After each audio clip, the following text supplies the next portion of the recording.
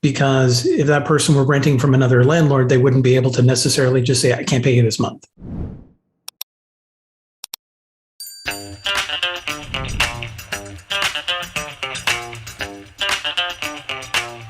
Welcome to Real Stories in Real Estate with your host, Denise Laframboise. Real people sharing real stories about their adventures in real estate. Hey there. So I'm Denise Laframboise, and today I have Todd Miller with me. Hey, Todd. Hello. So thank you for joining me today. We're going to talk about investing in real estate because you are a property investor. I am 2 times over. Right? Me too. For years, you've been a property investor. Let's talk a little about, so 2 times over, right? So in your younger days, you bought properties. We suddenly had some equity in our house, and we met a real estate agent who was listing our house and, helping us look at getting another property. And said, "You're going to have some equity. Have you ever thought about buying an investment property?" And we went, it was maybe back there, but it wasn't a reality. It wasn't something we did. It was more for, the 1% that got into real estate investing. There's that, impression.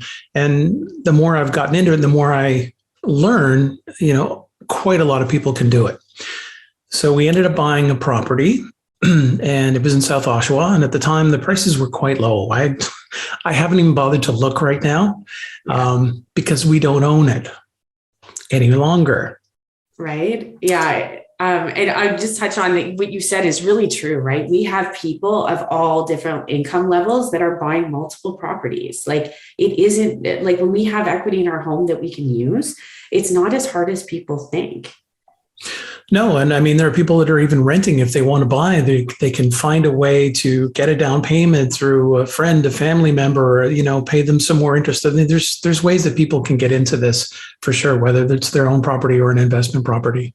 Well, or even now we have, we live in the GTA, prices are high.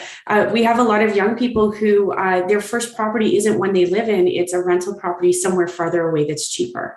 Right? They're buying a rental property in Sudbury, in Windsor, in Peterborough, wherever. They're living downtown. But it's a way to get into the market. Yeah. And I think part of it was, initially why we chose South Oshawa was we lived in Whitby, so it was close. And there was the thought that you had to be physically close to your place if you were going to property manage it. And I agree and I disagree. I mean, you can make it work either way. Yeah. Well, I always tell people don't underestimate that a property manager can save your life sometimes, even if the property is next door, right? If you don't have the time to manage something properly, it's not going to go well, regardless of the location. No, it's not. You might think it's 50% of your monthly rent, and it's really not. It's quite affordable. And I believe 1 month's rent for the year. Yeah. And I believe it's probably you can write it off on your taxes or find a way to mitigate that cost, but it saves you because, I'm not an expert at fixing things. I'll be the first one to go there and oh yeah, okay, this is leaking. I can fix this, or I don't know what that is. I'm going to have to call somebody. But that was the initial thought was it needed to be close so that I could be the property manager. But also there's that thing about, if your tenants know you're close, they're going to be on good behavior and, That's what all the books said back then, right? That's what all the books said. Really? So yeah, we had this one property and I'm hinting at it, but we no longer own it. And we only held it for maybe a year and a half. I'm trying to think all in. So we had tenants we that were there, and they decided that they would leave when we bought the place. So we had it as empty occupancy. So we went in and did some repairs, did some things, made it look nice, put some good appliances in. And then at the same time, we were thinking, hey, we've got some family members that are looking for a good place to live. And I thought, what a win-win situation.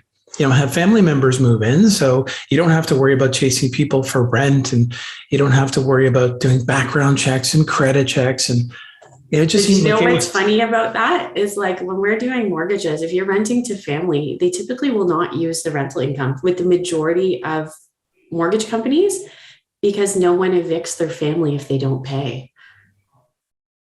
Yeah. Yeah. Right? And I can't remember if that was an issue or if they said, we're only going to credit you for 50% of the rent. I don't remember what it was. No, if they know it's a family member, typically they can't use it at all. Wow. So you have to make sure it's a family member with a different last name. And then, yeah. Yeah. So we probably had it for about a year and a half. And so, things were okay. But I think it creates a unique dynamic where if someone is experiencing some money shortage or, an unexpected bill comes in, hey, can I pay the rent next week? Or I can't pay you this month, I'll pay double next month. And it just really creates an interesting dynamic that I don't think really works for both. Because if that person were renting from another landlord, they wouldn't be able to necessarily just say, I can't pay you this month. They'd have to pay their rent or find a way. Be really clear. Like we've had friends as tenants as well. And it's like, just to be clear, this is a business transaction. So I'm going to treat you like any landlord would treat you. And you're going to treat me like any landlord's going to treat me, right? Or any tenant, Yeah. Yeah. And I think that's what we didn't do. We didn't stipulate right out of the gate that it was a business transaction, that it was a business relationship. And it was still family, but, that nurturing side comes out and sometimes maybe colors your thinking on, okay, yeah, I can let you go for a week or two. But, then the mortgage still comes due and then the hydro bill comes in and the money's got to come from somewhere. Yeah. And it's one of those things, right? You're looking at this from friend or family versus like business. But I used to always think, but wait a minute, like if you don't pay me, like that's money, that equity, whatever, that's disappearing from my children's future. Like you're taking money out of my children's future. Right. Right. Yeah. It's interesting. It can be really great and really not great. So we were getting to the, end of our desire to own. And an agent came up and said, hey, I'd like to buy this for myself. Are you considering selling? And we went, yes. And we ended up making a good amount of money on it. So for us, it was like, this is great. You hold it for a year and a half, you make money, you sell, and you're out. But then there's two things wrong with that. You're not getting that pay down by holding the property, and you're not getting the value as it increases over time. Yeah, we do a ton of presentations, and I always just tell people, like, if you're going to buy and hold, the market does this, right? Up and down, but it always goes up. And the point is that you have tenants there and they're paying down the debt for you so that your equity is increasing, and it's not costing you a lot, although it can cost you a lot in time unless you are paying for a property manager to manage it. But the short selling, it would be very, very difficult for anybody to time the market well. It can happen. But if you buy and hold for the long term, like you are going to, make so much. Like over time, I challenge anybody to ask their parents, their grandparents, like what was the best investment they ever made? It's always their home. Other investment stocks, bonds, gold. I mean, that stuff can, one headline in the newspaper can drive something down 50% in a day. I don't want to have my money being that influenced by external factors. Whereas housing, yes, it will go up where, maybe there's a quarter point raise in the interest rates and things will, come down a bit, but you're not going to lose 50% of your value in a day. But my preference for any investment is always the one with the most exit strategies, right? So if I buy stock in whatever, ABC company, and that stock goes down, my only choice is to wait for it to go back up or sell at a loss.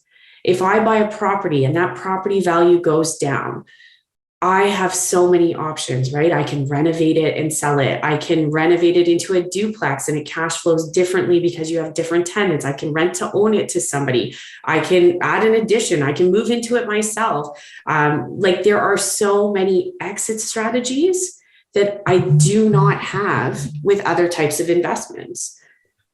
Exactly. And I think you just hit it on the head because, you don't have to necessarily get rid of it. You can still hold on to it and reuse it in different ways. I mean, it's not like you're forced to do one of two things, hold it or sell it. And either one, you're going to be feeling really awkward about it. Yeah. Well, and I mean, this is why banks will give you more money to buy property than they will to buy stocks. It's pretty simple. Our banks are always making money, and that's what they do with their money. So that's what I do with mine too, right? So owning this first property, and we didn't own it for very long. We had family. We sold it very quickly. Things that you learned from that experience that made you a better investor moving forward. Within a couple of years, we realized the price went up sky high. And again, it does this, but still we were looking at going, okay, if we'd held on to that and worked through the tenant issues, that thing would be 2 or 3 times what we paid for it. And we could have refied that and taken money out and bought additional properties. Yeah. So initially we realized, okay, we made a mistake with that, but you can't look back, but you do learn. I always tell people, like, if you ever really want to be depressed, like, look at every house you've ever owned and then look at what it's worth now and figure out, what your net worth would be if you had kept all of them. If you found a way to do it, yes. Yeah. And there's always a way, right? And even when you said, interest rates might be a quarter point higher, like, we have all kinds of weird situations in my life why we own properties the way we do, including having a really weird, like, private type mortgage on a property at 8%, and it still actually makes sense. So it really is interesting how, like, the interest rate itself doesn't influence what it is if it cash flows positive.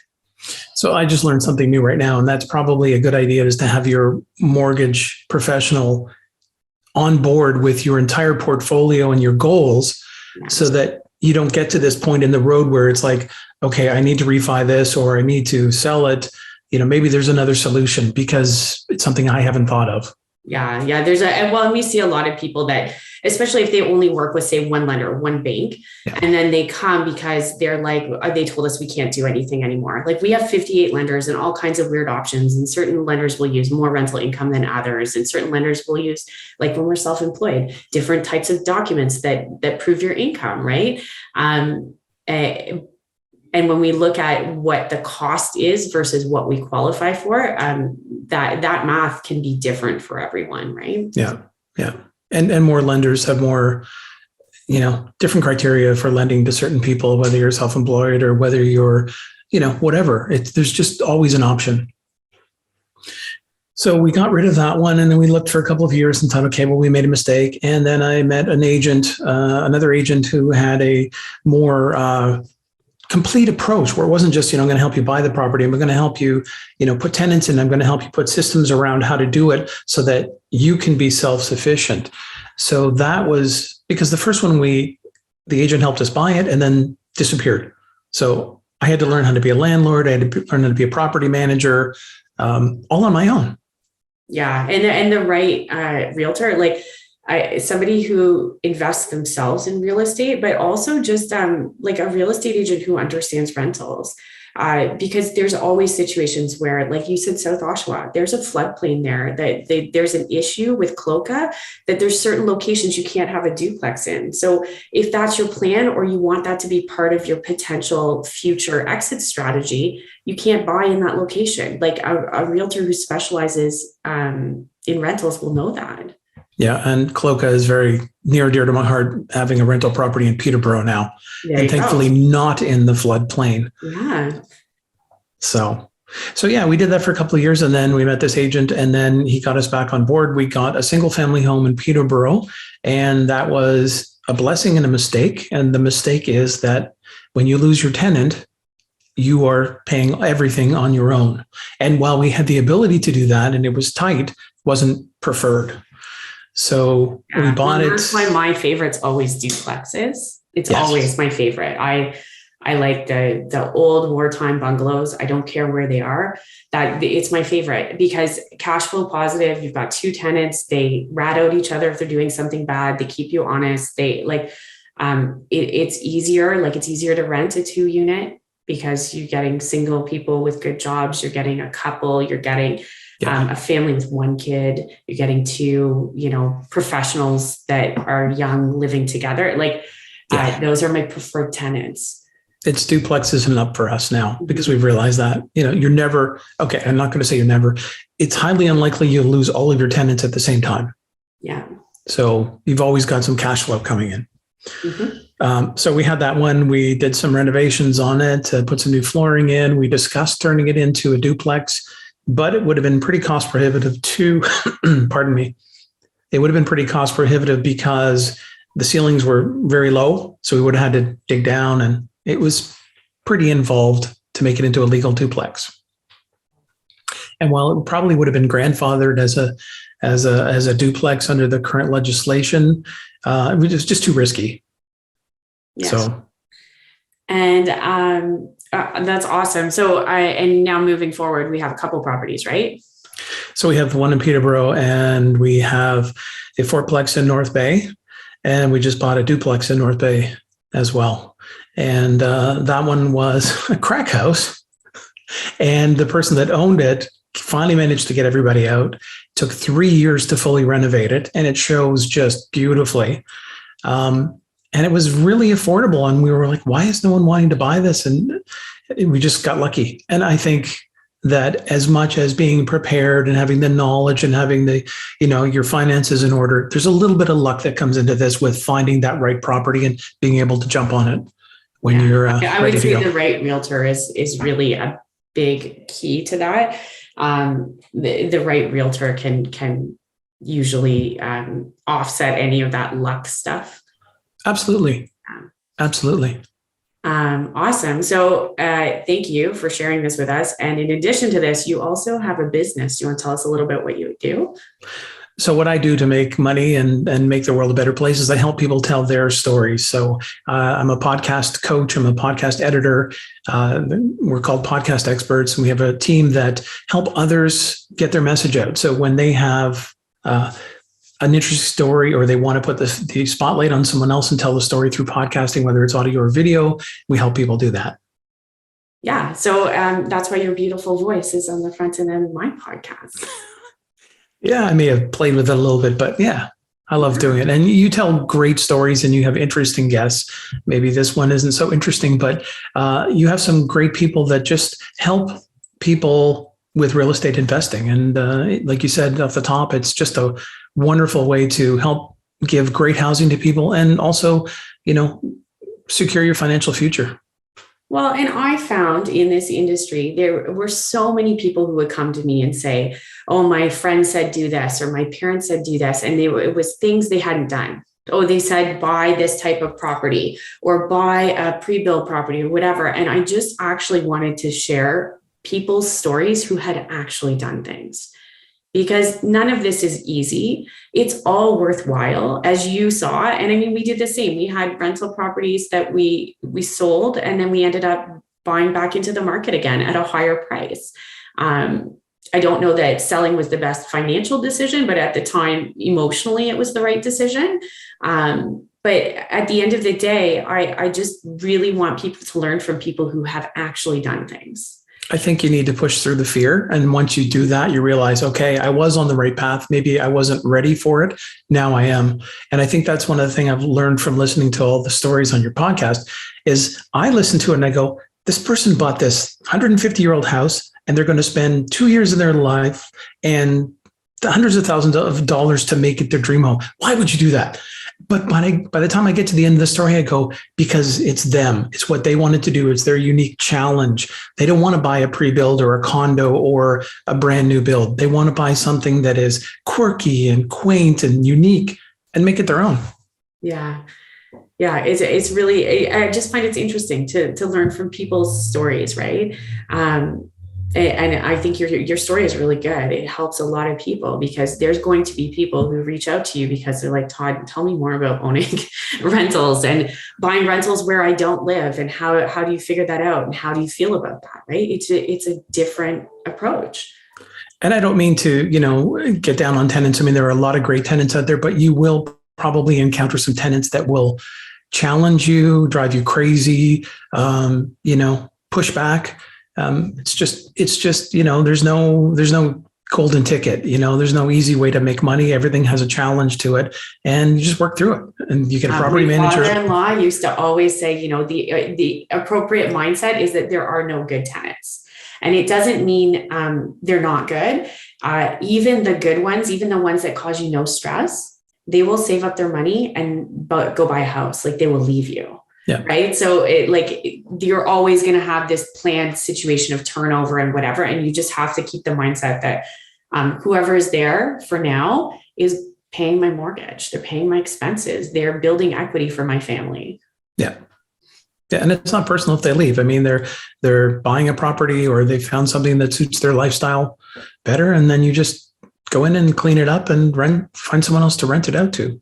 Yeah. And for me, it's good because when my tenants leave, I get to do the mortgages, right? Like that's true. Yeah. So it's like a big work project for me. Yeah, you're my tenant. Here's my card. Yeah. Yeah. A few times actually that's happened. It's wow. Really funny. Yeah. So, well, thank you so much for joining me. If people have questions about editing a podcast, creating their own podcast, learning about podcasts, or anything to do with owning rentals, where can they find you? They can find me at podcastexperts.ca, or I'm on Instagram at I am Todd Miller. Awesome. Thanks so much, Todd. Thank you.